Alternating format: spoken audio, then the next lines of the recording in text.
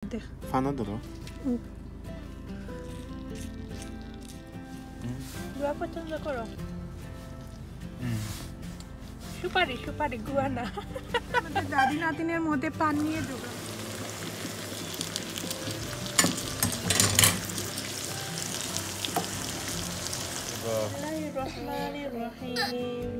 Kalimat thayyibah. Mama kola. Illallah. Illallah. Muhammad Rasulullah. Alhamdulillah. Okay. Gibran kau kalimat thayyibah. Gibran? আসসালামু আলাইকুম hi my sweet viewers welcome back to my channel আশা করি আপনারা সবাই খুব ভালো আছেন আলহামদুলিল্লাহ আপনাদের দোয়ায় আমরাও ভালো আছি আর এখন সকাল বাচ্চাদেরকে ফ্রেশ করালাম ডিম বয়েল করব 4টা ডিম নিয়েছি আর সঙ্গে একটা আলু কারণ হলো এটা আলু আমি চানা বা সুলা যাকে বলে আমরা বলি তো ওইটা রান্না করব তো চুলার মধ্যে অবশ্যই আলু ইউজ করি সো কীভাবে আমি চুলা রান্না করি ওইটাই আপনাদের সাথে শেয়ার করব ফ্রাইং প্যান বসিয়ে দিয়েছি আর এদিকে যে চানার ক্যান বা চুলার ক্যানটা আমি রেডি করে তারপর ফ্রাইং প্যানের মধ্যে পরিমাণ মতো তেল অল্প করে তেল দিয়ে রসুন 2 কোয়ার মতো নিয়েছিলাম ওইটা এখন দিয়ে ভালো করে লাল হয়ে যাওয়ার পর আমি এর মধ্যে পেঁয়াজ মিডিয়াম সাইজের একটা নিয়েছি আর 4-5টা কাঁচামরিচ এড করেছি এখন অল্প করে লবণ দিয়ে দিলাম স্বাদ অনুসারে নাড়াচাড়া করে তারপর এর মধ্যে আমি হাফ টিস্পুন হলুদের গুঁড়া দিয়ে দেব আর হচ্ছে হাফ টিস্পুন মিক্স মশলা হাফ টিস্পুন চাট মশলা দিয়ে ভালোভাবে নাড়াচাড়া করে তারপর আমি ওই মশলাটাকে একটু সফট হওয়ার আগ পর্যন্ত জাস্ট নাড়াচাড়া করব তো যখন হালকা একটু সোনালি গোল্ডেন কালার হয়ে আসবে ঠিক ওই সময় বাকি যা যা দেওয়ার আর কি ওইটা দেব তো এদিকে ওই যে সুলা বা চানা আমরা বলি ওইটাকে তো ওইটা ভালোভাবে পরিষ্কার করে ধুয়ে ক্যালেন্ডারের মধ্যে পানি জড়াতে দিয়ে রাখবো আর কি তো আজকে হচ্ছে 26 তারিখের সকাল থেকেই ব্লগটা স্টার্ট করেছি আর 26 তারিখ হচ্ছে বক্সিং ডে ইউকেতে বা ইউরোপে বিভিন্ন দেশে বক্সিং ডে হিসেবে পালন করা হয় মানে কিছু ওই যে ক্রিসমাসের পরের দিনের সেল থাকে আর কি শপিং ভালো একটা করা যায় সো ভাবতেছি যাব কি না তাই আর কি তো যাব কি না দেখবো তাই আর কি ঝটপট এখন করে ফেলি সব কিছু তারপর না হয় বের সময় পেলে আমরা হয়তো বের হতে পারি তো যখন হালকা একটু ব্রাউন কালার হয়ে আসছে তখন এর মধ্যে আমি হচ্ছে টমেটো আর আলু সিদ্ধ করা আলুটাকে একটু কেটে ওইভাবে দিয়ে দিলাম এবং সঙ্গে চুলা দিয়ে তারপর নাড়াচাড়া করে আমি এটাকে 5 মিনিটের মতো মানে ওইভাবেই ঢেকে রাখবো আর একটু পরপর নাড়াচাড়া করে দেবো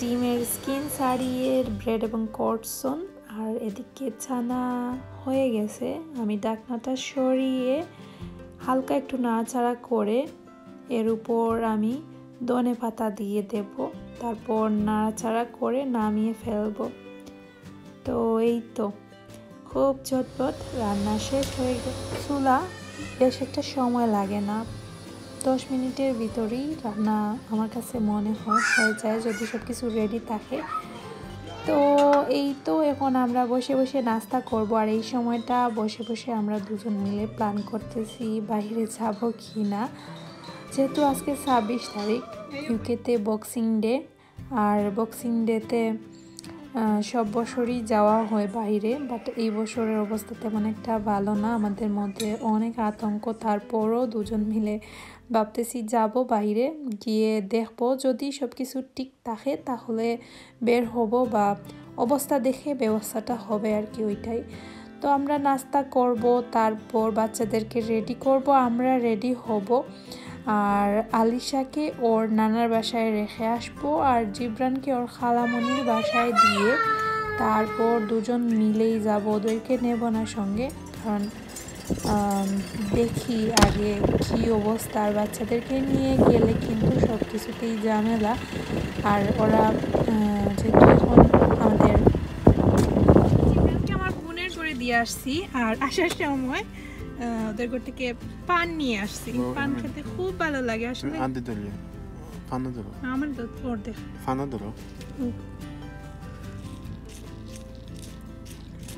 জার্নিতে আমার পান খেতে খুব ভালো লাগে। এখানে হচ্ছে মিষ্টি জর্দা আর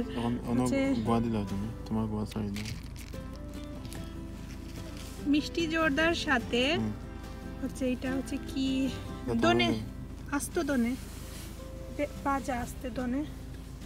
গুয়া পছন্দ করো? সুপারি, সুপারি, গুয়া না। এটা হচ্ছে শুদ্ধ মানে সুপারি ফল। আমরা দুপুরে খাওয়া দাওয়া করেই বেরিয়ে পড়লাম। আর আমাদের একদম শর্ট টাইম, মানে সন্ধ্যা খুব তাড়াতাড়ি হয়ে যায়, 4টার আগে সন্ধ্যা হয়ে যায়। তো এই যে প্রচণ্ড ঠান্ডা বাইরে, আকাশ মেঘলা মেঘলা আকাশ আর ঠান্ডা। এটা হচ্ছে আমাদের টাউন, সাইডে মরিসন, আর এটা হচ্ছে কাউন্সিল অফিস আর পুলিশ স্টেশন পেছনে ফেলে এসেছি।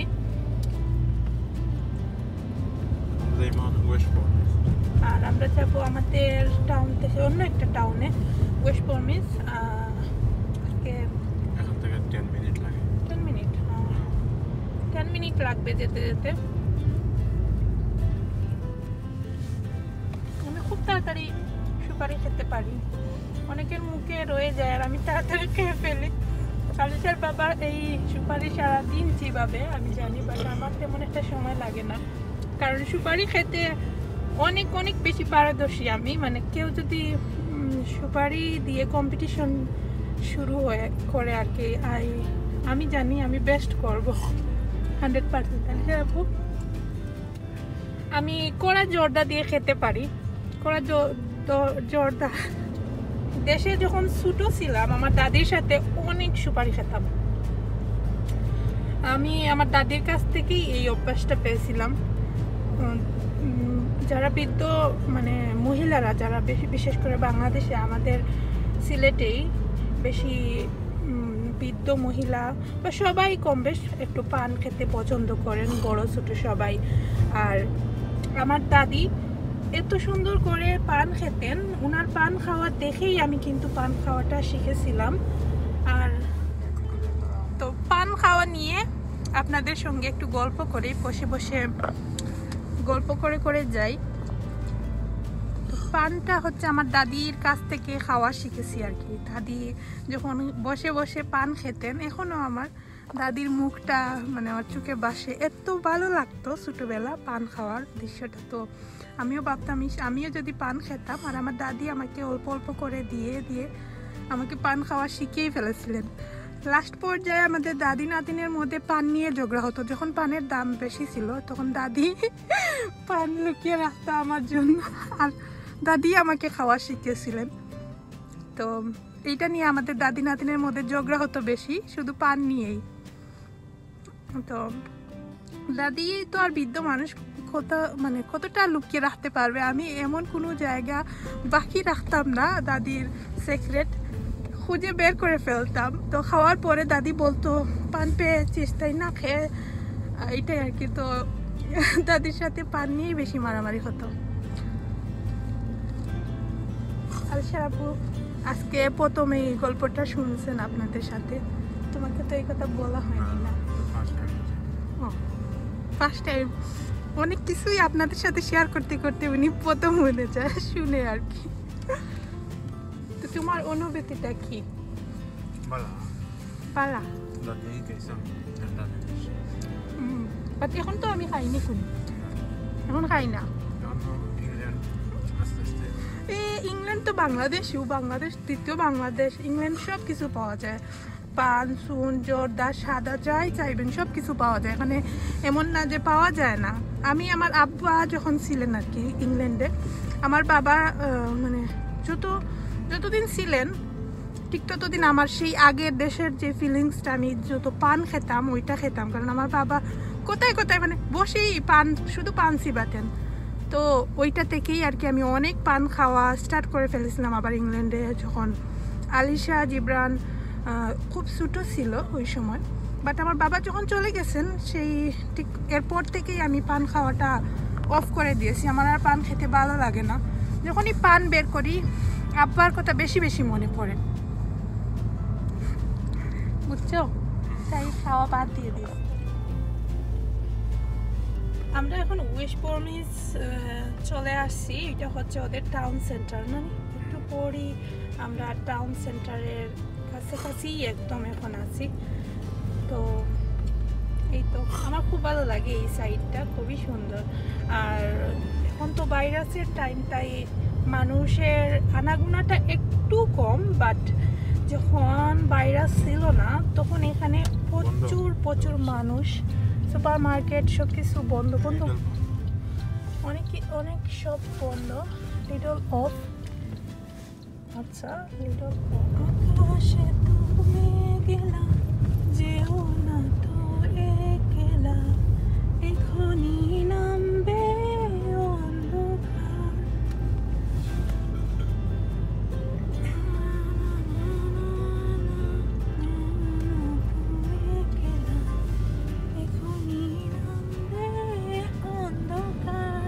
ঘড়িতে 3টা বাজে, এই যে 3টা, আস্তে আস্তে অন্ধকার হয়ে যাবে একটু পর। আকাশে তুমি গেলা, আলদিও বন্ধ, আলদিও বন্ধ, ইয়েস আলদি বন্ধ। Aldi super market. বাচ্চাদেরকে বাসায় রেখে আসলে মন ওদের কাছেই থাকে, যতই খুশি মানে থাকি না কেন, বাট মন থেকে সেই ফিলিংসটা আসে না। বাট এখনকার সময় বাচ্চাদেরকে নিয়ে যাওয়া ঠিক না, কারণ ভাইরাসের ভয় এবং অনেক কিছুই আসলে বাচ্চারা বুঝবে না। আর এখন তো প্রথমে একটু আগে ব্লগ আপলোড দিলাম, আর ব্লগটা দেখতেছি আমরা গাড়িতে বসে বসে ব্লগ দেখতেছি, আপলোড দিয়েই বেরিয়ে পড়েছি। অনেক লম্বা লাইন হবে আজকে, কারণ এখন কিন্তু অবস্থা তেমন একটা ভালো না। সো আল্লাহ করে যাচ্ছি, সবাই দোয়া করবেন। আর আসলেই অনেক কিছুই হয়েছে আমাদের সাথে, আপনাদের সঙ্গে শেয়ার করার চেষ্টা করেছি। বক্সিং ডে এই বছরটা একদম অন্যভাবে ইউকের সবাই কম বেশ পালন করেছেন এইভাবে, হয়তো বা আর কখনো এর আগে কেউ মানে এই সিচুয়েশনগুলো দেখেনি। তো আমাদের সাথে অনেক কিছুই হয়েছে, আপনাদের সঙ্গে নেক্সট ভ্লগে অবশ্যই শেয়ার করব। তো আপনারা অবশ্যই আমার সঙ্গে থাকবেন এবং পরবর্তী ভ্লগ দেখবেন। আর এই যে আমাদের সঙ্গে কি হয়েছে আপনারা সেটা জানতে পারবেন, অনেক কিছুই হয়েছিল। সো সবাই অনেক ভালো থাকবেন। আমি এখান থেকে বিদায় নিয়ে নেব, আর সুস্থ থাকবেন। কথা হবে আবারও নেক্সট ভ্লগে, ততক্ষণ পর্যন্ত আল্লাহ হাফিজ।